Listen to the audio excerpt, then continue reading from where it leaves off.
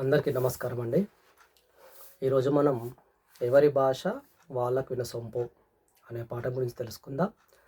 Already ఇదివరకే video 1 చేసుకున్నాం మనం ఈ పాఠం సంబంధించి. ఎవరైనా చూడని వాళ్ళు ఉంటే పార్ట్ 1 వీడియో చూసిన తర్వాత దాని కంటిన్యూషను ఈ వీడియో చూస్తే పాఠం సులభంగా అర్థం చేసుకోవడానికి వీలుగా ఉంటుంది. మనం మొదటి వీడియోలో రోమనం బట్టు అంటే మొదటి భాగాన్ని పూర్తి చేసాం మనం. ఈరోజు ఆ తర్వాత ఉన్నటువంటి పాఠాన్ని చూద్దాం. ఇక్కడ నెక్స్ట్ ఇక్కడ సామల సదాశివ తనకు సంబంధించిన విషయాలన్నింటినీ కూడా యాది అనే సంపుటిలో రాసుకున్నాడు. అందులోంచి ఎవరి భాష వాళ్ళకు వినసొంపు అనే పాఠాన్ని ఇవ్వడం జరిగింది. ఇంకా చాలా విషయాలు మనతోటి షేర్ చేస్తున్నాడు, పంచుకుంటున్నాడు విషయాలను. ఇక్కడ మహబూబ్ నగర్లో ఉన్నటువంటి భాష యొక్క గొప్పతనం కోసం తెలియజేస్తున్నాడు. ఇక్కడ సురవరం ప్రతాపరెడ్డి చూడండి. ఇక్కడ మనం బోర్డు పైన కొన్ని ముఖ్యమైన విషయాలు రాసుకున్నాం కదా, చూడండి మళ్ళొకసారి. ఇక్కడ సురవరం ప్రతాపరెడ్డి ఈయన మహబూబ్ నగర్ ప్రాంతానికి సంబంధించినటువంటి వ్యక్తి. అయితే ఈయన కోసం మనకు ఒక లైన్ వెళ్ళిపోతుంది, ఒక వాక్యం పాఠ్యపుస్తకంలో. ఏమంటాడు? వారి రాతలోనూ మాటలోనూ మహబూబ్ నగర్ జిల్లా ప్రాంతీయత కనిపించేది అంటాడు. అంటే ఆయన గొప్ప రచయిత సురవరం ప్రతాపరెడ్డి. అంటే ఆయన రాతలోనూ మాటలోను, అంటే ఆయన ఏదైనా రాస్తున్నప్పుడు సాహిత్యం సంబంధించిన విషయాలు ఆ విధంగా రాస్తున్న సందర్భంలో, ఆయన మాట్లాడుతున్నప్పుడు కానీ, అంటే మహబూబ్ నగర్లో మాట్లాడేటువంటి ఆ యాస అయితే ఉంటుందో, ఆ నుడికారాలు, ఆ పలుకుబళ్ళు, జాతీయాలంటివి ఆయన భాషలో కనిపించేవి. అంటే మహబూబ్ నగర్ సంబంధించిన వ్యక్తి కాబట్టి ఆయనకు అక్కడ ఉన్నటువంటి ఆ ప్రాంతీయ భాష మీద అభిమానం, అది మనం ఇక్కడ అర్థం చేసుకోవాలి. ఇంకా ఏం చెప్తున్నాడు ఇక్కడ? ఆయన మహబూబ్ నగర్ జిల్లాలో ఉన్నటువంటి నీళ్లు లేని ఇటిక్యాలపాడు అటువంటి గ్రామానికి సంబంధించినటువంటి వ్యక్తి అనమాట. అయితే అప్పట్లో మనకు తెలుసు నిజాం రాజ్యానికి సంబంధించి తెలంగాణలో ఉన్నటువంటి 10 జిల్లాలు, అదేవిధంగా మహారాష్ట్రలోని కొంత ప్రాంతం, నెక్స్ట్ కర్ణాటకలోని కొద్ది ప్రాంతం, ఇవన్నీ కలిపి నిజాం రాజ్యంలో భాగంగా ఉండేటివి. అయితే ఇక్కడ చెప్తున్నాడు, ఇది నీళ్లు లేని ఇటుక్యాలపేడ అనేది ఒకప్పుడు నిజాం రాజ్యంలోని రాయచూర్ జిల్లాకు చెందినదే. ఓకేనా? రాయచూర్ ఆ జిల్లాలో ఒక భాగంగా ఉండేదని చెప్తున్నాడు అనమాట. ఏది? ఈ నీళ్లు లేని ఇటిక్యాలపాడు అనేది. భాషా ప్రయుక్త రాష్ట్రాలు ఏర్పడినప్పుడు, అంటే మనకు తెలుసు ఒకప్పుడు భారతదేశంలో కొన్ని రాష్ట్రాలు మాత్రమే ఉండేటివి. తర్వాత భాషా ప్రయుక్త రాష్ట్రాలు అంటే ఎవరైతే ఏ భాష మాట్లాడుతున్న ప్రజలు దానికి అనుకూలంగా రాష్ట్రాల ఏర్పాటు జరిగింది. అంటే తెలుగు మాట్లాడే వాళ్ళందరినీ కలిపి, అంటే అప్పుడు ఆంధ్ర రాష్ట్రం ఉండేది, అప్పుడు ఈ హైదరాబాద్ ప్రాంతం ఉండే, 2 కలిపి ఆంధ్రప్రదేశ్ రాష్ట్రం ఏర్పడేది అనుకోండి. అదేవిధంగా కన్నడ మాట్లాడే ఎవరైతే ఉన్నారో వాళ్ళందరూ కలిసి కర్ణాటక రాష్ట్రం, మరాఠీలు ఎవరైతే ఉన్నారో మరాఠీ మాట్లాడే మహారాష్ట్ర, ఇట్లా భాష ప్రాతిపదికన రాష్ట్రాలు ఏర్పడ్డాయి. అప్పుడు అది చెప్తున్నాడు ఇక్కడ. అంటే రాష్ట్రాలు ఏర్పడినప్పుడు రాయచూరు జిల్లాలో కొంత భాగం కర్ణాటకలో చేరిపోయింది. ఎప్పుడైతే రాయచూరు అనుకుంటున్నామో కర్ణాటకలో చేరిపోయింది కొద్ది భాగము, కొంత భాగము మహబూబ్ నగర్ జిల్లాలో కలిసిపోయింది అనమాట. ఆ రాయచూరు అనేది అందులో ఉన్నటువంటి కొన్ని ప్రాంతాలు మహబూబ్ నగర్లో కొన్ని, ఇంకా కొన్ని ఏమో కర్ణాటకలో కలిసిపోయాయని చెప్తున్నాను అనమాట.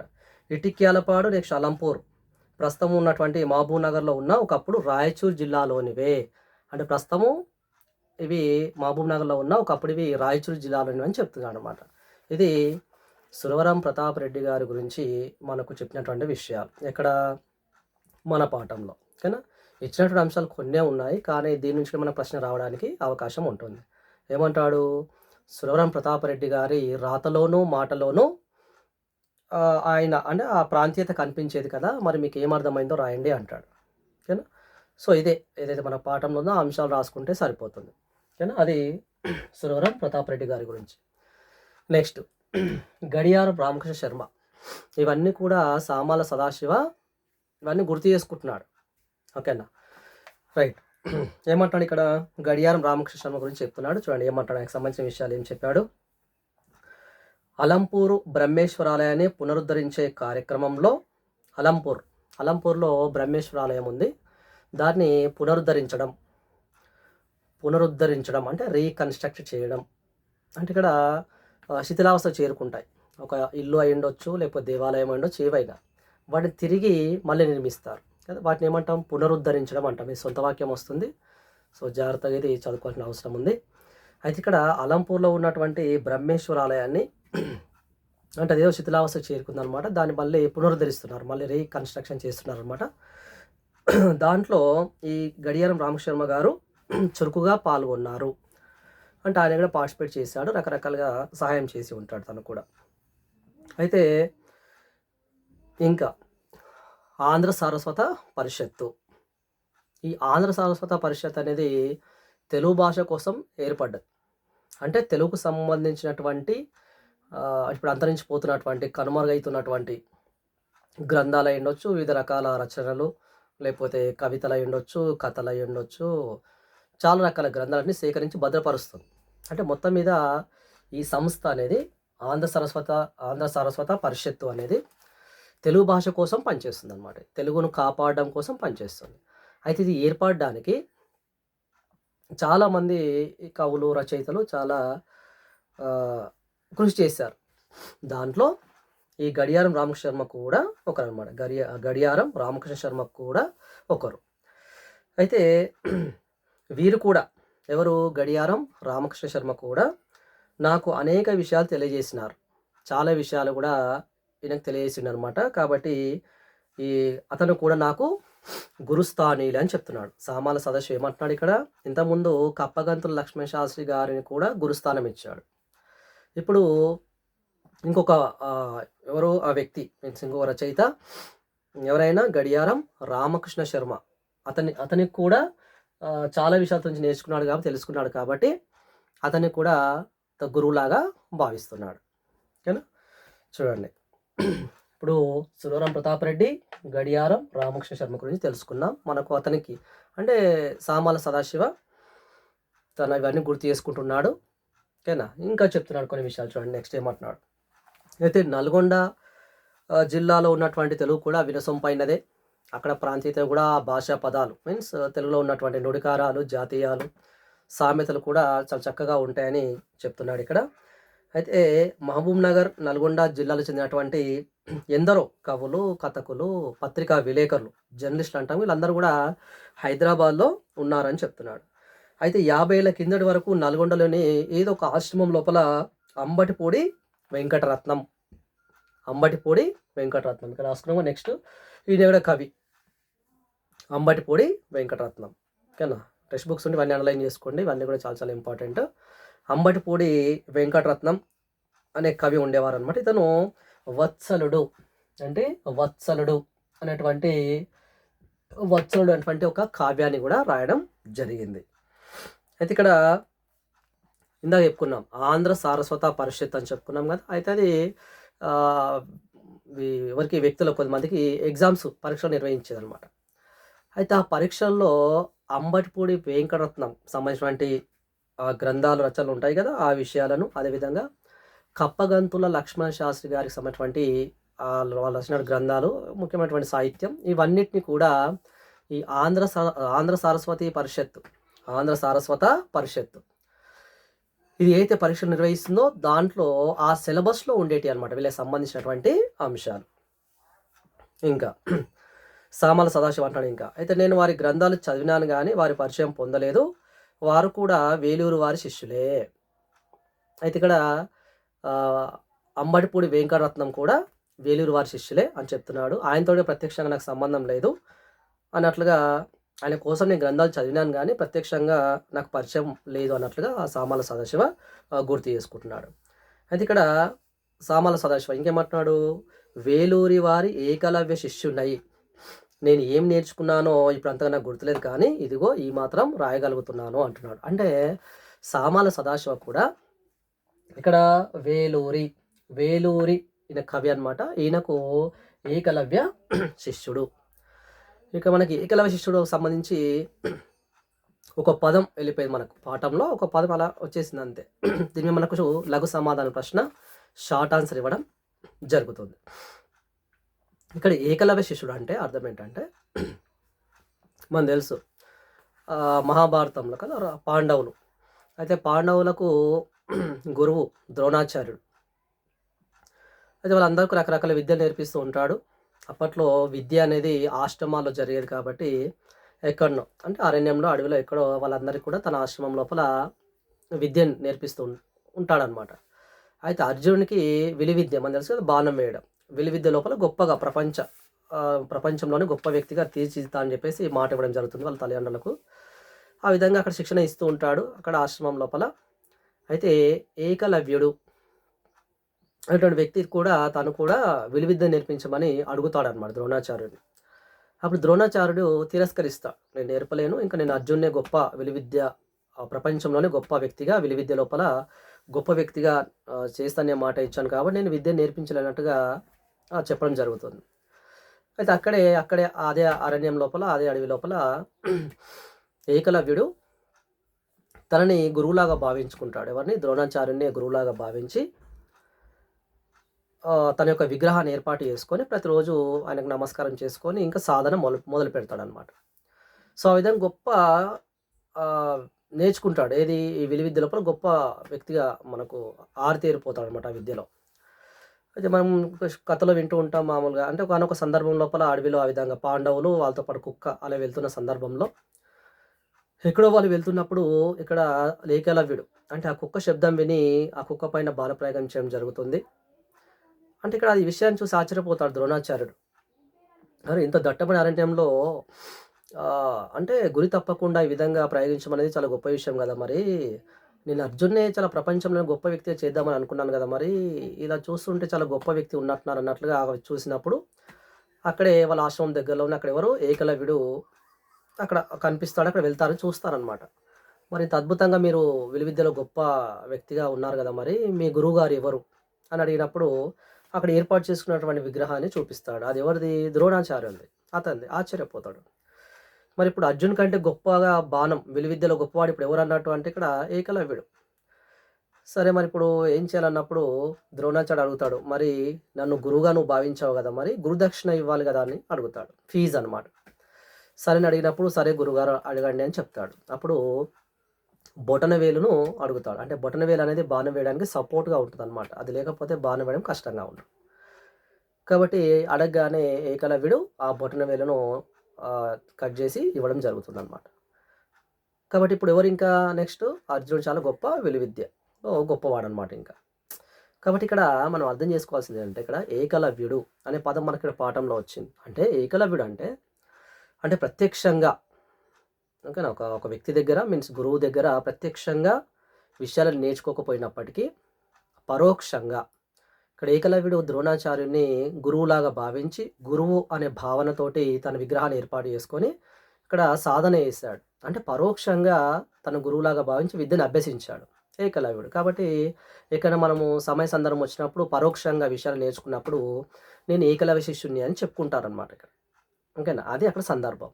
కాబట్టి ఇక్కడ అదే అంటున్నాను అనమాట. అయితే ఇక్కడ వేలూరి వారికి ఏమంటాడు సామాల సదాశివ? వేలూరి వారికి నేను ఏకలవ్య శిష్యునై అంటే ఏమి నేర్చుకున్నా నాకు అంత గుర్తులేదు, ఎంతో కొంత ఈ మాత్రమన్నా రాస్తున్నా అని చెప్తున్నాడు. అంటే ఇక్కడ వేలూరి వారి నుంచి ప్రత్యక్షంగా అంటే వీళ్ళు ముఖాముఖి అంటాం కదా, ఫేస్ టు ఫేస్ కూర్చొని సామాల సదాశివ అతని నుంచి ఈ విషయాలు నేర్చుకోలే. అంటే ఇండైరెక్ట్గా పరోక్షంగా అతని పుస్తకాలు చదివి కానీ ఓకేనా, ఈ విధంగా పరోక్షంగా ఇండైరెక్ట్గా విషయాలు నేర్చుకున్నాడు అనమాట ఇక్కడ. కాబట్టి ఇక్కడ అతన్ని కూడా కాబట్టి ఏకలవ్య శిష్యుణ్ణి అని చెప్పుకున్నాడు ఇక్కడ. ఓకేనా? కాబట్టి ఇది మన ప్రశ్న వస్తుంది. ఓకేనా? ఏకలవ్య శిష్యుడు అనే పదంలోని అంతరార్థాన్ని వివరించండి అనే ప్రశ్న కూడా మనకు రావడం జరుగుతుంది. అంటే ఇక్కడ అర్థం చేసుకోవాల్సింది ఏంటి? ఇక్కడ ప్రత్యక్షంగా కాకుండా పరోక్షంగా విద్యను అంటే విద్యను కాదు, ఇక్కడ ఏ విషయాన్ని తెలియని విషయాలను తెలుసుకోవడం, విషయాలను పరోక్షంగా నేర్చుకోవడానికి ఇక్కడ ఏకలవ్యుడు అనే ఆ పదంకు ఉన్నటువంటి అర్థం అన్నమాట ఇక్కడ. ఓకే, అది మనకు షార్ట్ ఆన్సర్లో వస్తుంది, ఒకసారి చూసుకున్నది ఒకటి. ఓకే, సో ఇంకా మనం తీసుకుంటే తెలుగులో పలుకుబడి, నుడికారం, జాతీయాలు ఉంటాయి. దీనివల్ల భాషకు అందం వస్తుంది. అదేవిధంగా ఉర్దూలో కూడా ఉంటాయి. వాటిని ఏమంటారంటే ఇక్కడ ఇచ్చాడు మనకు రోజ్మర్రా, మొహవీరా అంటారు. ఇక్కడ ఉర్దూలో కూడా ఉంటాయి అన్నమాట. వాటిని విధంగా పిలుస్తారని చెప్తున్నాడు. నెక్స్ట్ వరంగల్ తెలుగును టక్సాలి తెలుగు అంటారు. వరంగల్ తెలుగును టక్సాలి తెలుగు, ఓకేనా? టక్సాలి తెలుగు అంటారు. ఇది మనకు షార్ట్ ఆన్సర్ ఉంది, చాలా చాలా ఇంపార్టెంట్.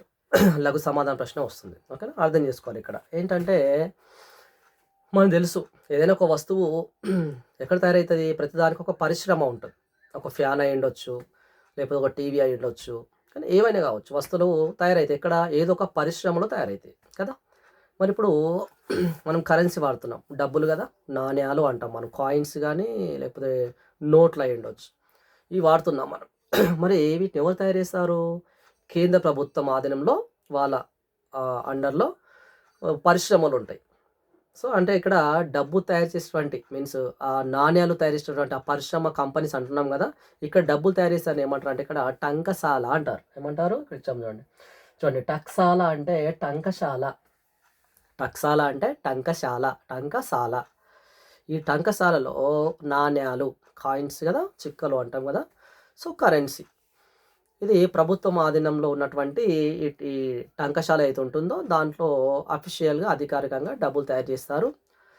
అది సమాజంలో ప్రజలలో అఫీషియల్గా అంటే చెలామణిలో ఉంటుంది, అంటే వాడుకలో ఉంటుంది. ఆ డబ్బు అనేది విలువ ఉంటుంది, దానికి ఆ నాణ్యాలకు కానీ ఆ డబ్బు కానీ విలువ ఉంటుంది. మరి ఆ టంకశాల బయట తయారైతే, టంకశాలలో కాకుండా బయట తయారైతే ఆ డబ్బులు, వాటిని ఏమంటాం మరి, దొంగ డబ్బు. అంతే కదా, ప్రభుత్వ ఆధీనంలో వాళ్ళు తయారు చేసి అఫీషియల్ తయారు చేస్తున్నారు కాబట్టి, అఫీషియల్గా అధికారికంగా తయారు చేస్తున్నారు కాబట్టి దానికి విలువ ఉంటుంది డబ్బుకు. టంకశాల కాకుండా బయట దొంగను తయారు చేస్తూ ఉంటారు కదా ఈ డబ్బు, దాన్ని దొంగ డబ్బు అంటాము, నకిలీ కరెన్సీ అంతా కూడా. మరి అది చలామణిలో ఉంటుందా, మరి వాడుకలో ఉంటుందా, ఉండదు. అలాంటి వాళ్ళను పోలీసులు గుర్తించి ఏం చేస్తారు, అరెస్ట్ చేస్తారు, ఆ డబ్బును జప్తు చేసుకుంటారు కదా, అంటే స్వాధీనం చేసుకుంటారు. కాబట్టి దానికి విలువ ఉండదు. కాబట్టి ఇక్కడ అదే చెప్తున్నాడు, అంటే వరంగల్లో మాట్లాడేటువంటి తెలుగు భాష అయితే ఉంటుందో అది కూడా చాలా స్వచ్ఛమైనటువంటి తెలుగు అనమాట, కల్తీ లేనటువంటి, అంటే వేరే భాష పదాలు కలవకుండా ఉన్నటువంటి స్వచ్ఛమైనటువంటి తెలుగు భాష అనమాట. కానీ కలుషితం కానటువంటి స్వచ్ఛమైన తెలుగు భాషను మాట్లాడతారు ఎవరు, వరంగల్లో మాట్లాడేటువంటి ప్రజలు. ఎలా టంకశాలలో తగినటువంటి నాణ్యాలకు ఎంతైతే విలువ ఉంటుందో, అంటే చాలా స్వచ్ఛమైనటువంటి కదా, ఇక్కడ కంపారిజన్ చేస్తున్నాను అనమాట ఇక్కడ కవి. ఓకేనా, కాబట్టి ఇక్కడ టంకశాలలో తయారైనటువంటి నాణ్యాలకు ఎట్లయితే విలువ ఉంటుందో, ఎంతలాగా స్వచ్ఛందంగా ఎవరు జప్తు చేయకుండా చాలా అధికారికంగా వాళ్ళ ఆధీనంలో తయారు చేస్తారు కాబట్టి సమాజంలో వాటి విలువ ఉంటుంది డబ్బుకి, ప్రజల్లో కదా. అదేవిధంగా వరంగల్లో మాట్లాడిన తెలుగు కూడా కలుషితం లేనటువంటి స్వచ్ఛమైనటువంటి పొల్యూట్ కానటువంటి అంటాం దాన్ని కదా, కలుషితం లేనటువంటి స్వచ్ఛమైన తెలుగును మాట్లాడుతున్నారు. అందుకని ఇక్కడ వరంగల్లో మాట్లాడేటువంటి తెలుగుని ఏమంటారు, టక్సాలి తెలుగు అంటారు. ఓకే, ఇది మనకు షార్ట్ ఆన్సర్ వస్తుంది, చాలా చాలా ఇంపార్టెంట్. ఈ విధంగా రెండు విషయాలు విధంగా కంపేర్ చేస్తూ నాణ్యాలకు ఇక్కడ తెలుగు భాషకు అట్లా లింక్ చేస్తూ వరంగల్లో మాట తెలుగు భాషకు రెండోటి కంపారిజన్ పోలుస్తూ మనం రాస్తే సరిపోతుంది. ఇది షార్ట్ ఆన్సర్ ఉంది మనకు. ఓకేనా, అదేవిధంగా ఢిల్లీలో మాట్లాడేటువంటి ఉర్దూని ఏమంటారంటే టక్సాలి ఉర్దూ అంటారు. అంటే అక్కడ కూడా ఢిల్లీలో పొల్యూట్ కానటువంటి, కలుషితం కానటువంటి స్వచ్ఛమైనటువంటి ఉర్దూను మాట్లాడతారు అనమాట. కాబట్టి అక్కడ ఢిల్లీలో మాట్లాడేటువంటి ఉర్దూని ఏమంటున్నారు, టక్సాలి ఉర్దూ అంటున్నారు. ఓకేనా, కాబట్టి ఇందాక మనం మాట్లాడుకున్నాం చెలామణి అనే ఒక పదం వచ్చింది కదా, సొంత వాక్యం వస్తుంది. చెలామణి అంటే వాడుకలో ఉండడం లేకపోవడం, చెలామణి అవ్వడం. ఓకేనా, చెలామణి అవుతుందంటే వాడుకలో ఉందా అని, చెలామణిలో లేదు అంటే వాడుకలో లేదని అర్థం.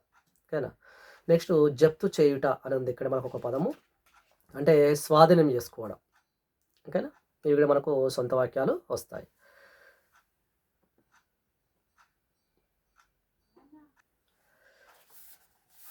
ఓకే, చెలామణి ఇంకా జప్తు చేయడం అనేటువంటి పదాలు కూడా చూసుకోవాలి. ఇవి సొంత వాక్యాలు వస్తాయని చెప్పుకున్నాం, చాలా చాలా ఇంపార్టెంట్. నెక్స్ట్ ఇక్కడ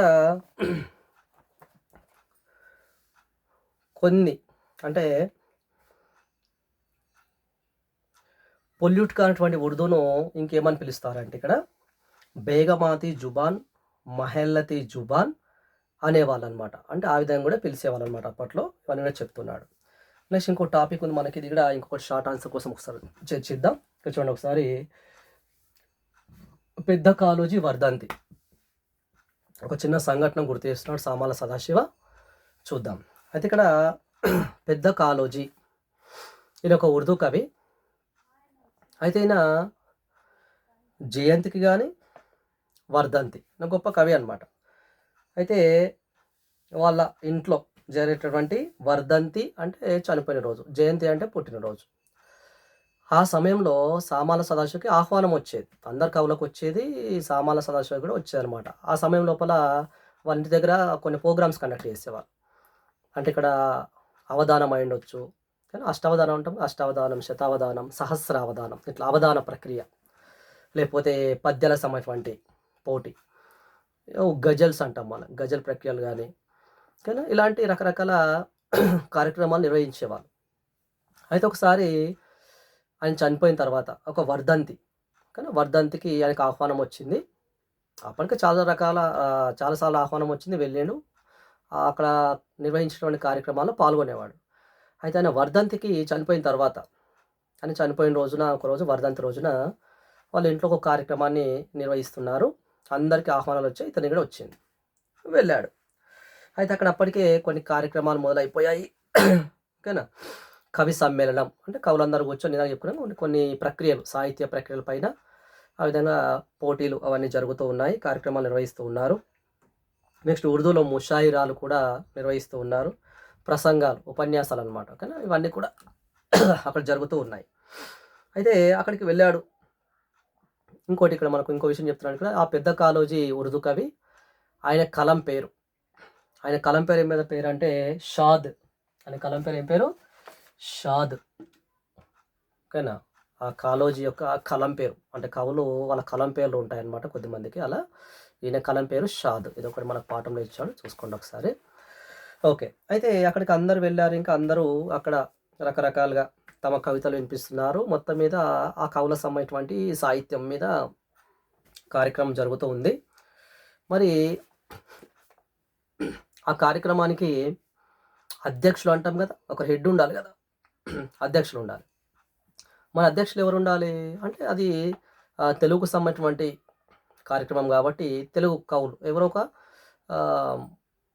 సీనియర్ ఎక్కువగా ఉన్న అనుభవం ఉన్నటువంటి వ్యక్తి కానీ, మంచి పేరు ప్రఖ్యాత ఉన్నటువంటి వ్యక్తి కానీ ఎవరో ఒకరు అధ్యక్షులు ఉండాలి. కానీ అక్కడ అధ్యక్షులు ఎవరు ఉన్నారంటే రెవెన్యూ డిపార్ట్మెంట్. రెవెన్యూ డిపార్ట్మెంట్ ఎవరంటే వస్తారు మనకు? ఎంఆర్ఓ, ఎంపీడీఓ, కలెక్టరు, డిప్యూటీఓ వీళ్ళందరూ, ఇలాంటి వాళ్ళందరూ కూడా రెవెన్యూ డిపార్ట్మెంట్ అంటాం మనం కదా. అయితే ఇక్కడ ఈ కార్యక్రమంలో కూడా ఎవరున్నారంటే అక్కడ అధ్యక్షులుగా ఒక రిటైర్మెంట్ అయినటువంటి డిప్యూటీ కలెక్టర్ ఎవరున్నారు అక్కడ? డిప్యూటీ కలెక్టర్ అధ్యక్షులై ఉన్నారు. సామాల సదాశివకు ఆశ్చర్యం అనిపించింది. అరే తెలుగు కార్యక్రమం కదా, మరి ఇంతమంది తెలుగు మంచి విద్వాంసులు ఉన్నారు, దీంట్లో మంచి పండితులు ఉన్నారు కదా. అంటే యూనివర్సిటీలో పనిచేసినటువంటి ఎవరు అక్కడ చాలామంది ఆచార్యులు ఉన్నారు కదా, మరి వీళ్ళందరిని వదిలేసి మరి ఇక్కడ ఒక రెవెన్యూ శాఖ సంబంధించినటువంటి ఒక వ్యక్తి అధ్యక్షులుగా ఉన్నారు కదా, ఎందుకు అన్నట్లుగా తనకు అర్థం కాలేదు. అయితే ఈ కాళోజీ కుటుంబానికి సంబంధించిన ఆప్తుడు అంటే కావలసిన వాడు, దగ్గరవాడు అంటాం కదా, ఆప్తుడు అంటే దగ్గర వాళ్ళు, కావలసిన వాడు అనమాట. అయితే అలాంటి వ్యక్తి ఏమో మరి అందుకనే అతనికి అధ్యక్షునిగా ఆ పదవిలో మీన్స్ అక్కడ ఆ స్థాయిలో కూర్చోబెట్టారేమని అనుకున్నాడు అనమాట.